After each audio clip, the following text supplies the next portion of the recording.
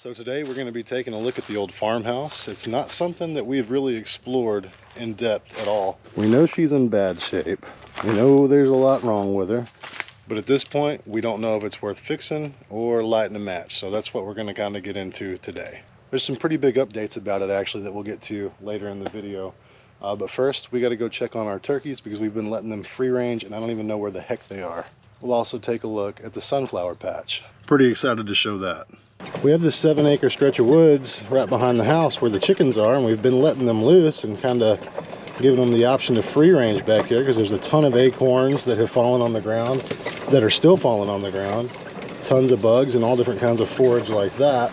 Trying to save a little bit of money and let the birds do a little bit of free ranging. The chickens stay up close to the house. The turkeys, I think this is day 3, but I have found they keep going further and further every day, so we're gonna go see where they're at right now. We're almost to the back of the woods and to the pond, and I still don't see any turkeys yet. But maybe they're at the pond because I do know they like to hang out there. Well, I don't see a turkey one. Hopefully, as we were on the way down here, they were on the way up through the woods and they've just headed home for the night because it is starting to get a little dark. Let's hope that's the case. Well, the pond sure is getting low. The pond sure is getting low. It's at about the same depth that it was last year when we walked. Well, the pond sure is getting low. It's at about the same level it was the first time we walked back here when we got to come down and catch all those fish. Oh, that's a big one. Maybe he is big. Maybe he is big. Ooh. This is the 3rd fish coming up. Easy. Oh my gosh. Aww. If this pond is that low, I can only imagine what the second pond looks like. So let's go check on the sunflowers and then the second pond. Check out that sunflower patch. It has been quite a while since we've shown you guys what this is looking like, but check it out. We have sunflowers and a ton of them. There is a sea of sunflowers. There are some outliers. Like this big guy right here. He's actually got a bumblebee hanging out on him doing the pollinating thing, I guess. That's pretty cool. There's another big one back here. The bumblebees absolutely love these things. They're just buzzing all over the place. Whoa, sorry dude, didn't mean to disturb you. Some of these things just did not grow very well, particularly these kind of right here in the middle. They're a bit growth stunted. We didn't have a whole lot of rain, and I stopped watering for 2 reasons. Number one, the pond was starting to drop and we weren't getting a whole lot of rain. And number 2, I kind of wanted to just see how it did on its own if we didn't water.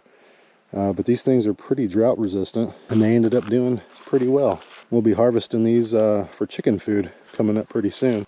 As we sit here and talk about the sunflowers, I hear turkeys right over here. I would like to think that that's not ours, that ours would have already gone home by now. And also, I would like to think that that's not ours because this is way further than they've ever gone before. But I am pretty sure we've got some turkeys right over here. Well, it's official. We found the turkeys. Oh my gosh. What are y'all doing down here? Y'all are like a dang mile from home. The sun's getting low in the sky and they're still out here. This worries me a little bit. Towards the back of the property, there's a giant 200-acre tract of land that's landlocked. There's no people back there, no houses, anything like that. And I really start to worry about coyotes and other predators the further these guys get back here. Go home. Go, turkey. This is one of the meat turkeys here. He's getting big. Yeah. Check me out. Any bugs on me? He's getting big. Crawls packed full. So there's this bunch here we just ran into, and I hear even more over here.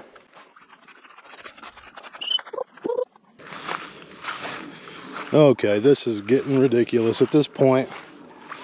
I wonder if they will even come back home, or are they just going to assimilate and become part of the wild turkey population out here? That's what it's looking like. Oh my gosh. Y'all should definitely start heading back now. You have an extremely long walk and it's getting dark.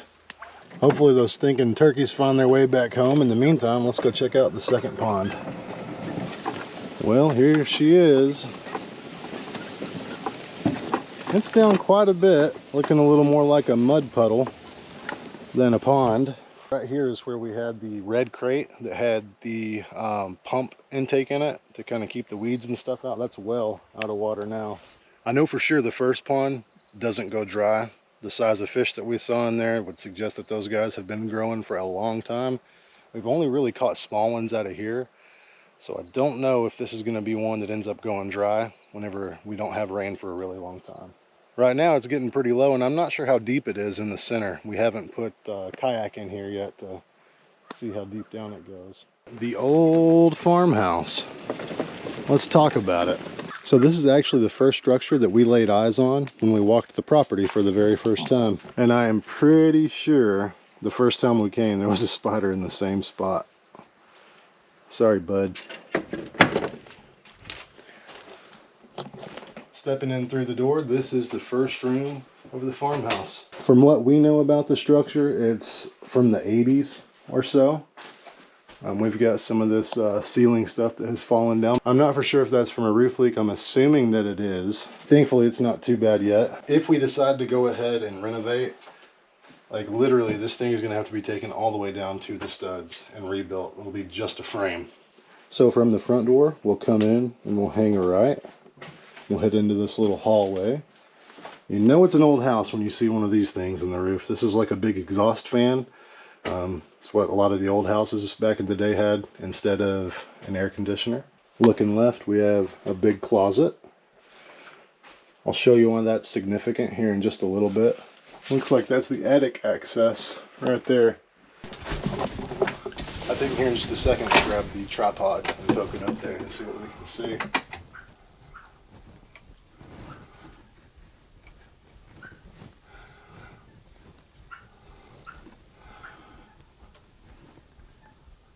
Directly across from the hallway is a little bathroom. And just like everything else, it is in pretty rough shape. There's nothing in here that doesn't need to be rebuilt. There's a bird's nest. Pretty big hole behind the toilet, which isn't a huge deal because like I said, I'm pretty sure like 90% of the subfloor, if not 100, is going to have to be replaced. Coming out of that bathroom, we take a right. Here's the control for that fan. I've never actually been in a house with one of these working. I'm curious if they work. So if you have been in a house with one, let me know if it actually cools the place off. I imagine it does to some degree. Stepping into what we will call the master bedroom. There's not a whole lot going on in here. There's definitely some moisture issues in the roof coming in right there. A lot of the ceiling has fallen in, but I don't think that it's from like major water coming in. It looks like it might have just got a little saggy and fell, because all that looks pretty good. I mean, I'm no handyman, but it doesn't look too bad to me. So we'll head this way now. And these rooms are all kind of connected in a weird way, but I have an idea for that if we decide to rebuild this place. Pretty small room here as we step in. This is probably the best shaped room that's in the house, to be completely honest with you.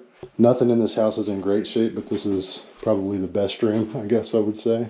Heading back into the kitchen and sticking with the same theme. Everything needs to be kind of gutted out. Honestly, the cabinets really are not in too terrible a shape. Just a little yucky on the inside. They're not solid, in case anyone asks. We got another sizable hole here. This is definitely one that I would say where there's a lot of water coming through. If I'm not mistaken, you can see daylight up through one of these. Yeah, there it is. So as we make a left here, we come into what was the laundry room. Pretty sizable one at that. It's in pretty rough shape, just like the rest of the house. There's a breaker panel that has a cut wire to it. Not sure what's up with that or what any of those breakers go to. I'm assuming water heater, maybe. That leads us over to the back door. I'm not sure what this is. This is actually the first time I've ever noticed that. Huh. Interesting. Somebody knows what that is, let me know, because I am quite curious. So we head out through the back door. That leads us into this horrible mess. So this is the worst part of the house entirely. The entire roof has caved in back here. It's just wide open. But the silver lining to that is this is the part of the house that actually has a concrete slab. That's good because there's no subfloor or floor joists or anything like that to rot and decay if you have a hole in the roof. And this is the back door that just kind of leads you to the covered parking area. Coming back into the main house through the kitchen, we have the living room. It's getting a little dark now, so we'll pick this back up in the morning and I'll show you guys my big plan for this if we decide that it's fixable. So it's the next morning. We had to run a little bit of an errand this morning, but we're back here on the property and we're gonna let the old turkeys out to free range.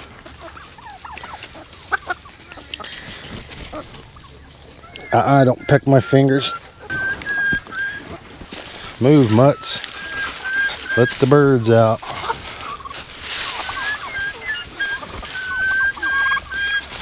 We'll get back to the house in just a second. Stacy's leading the rest of them out. Here they come. The flood.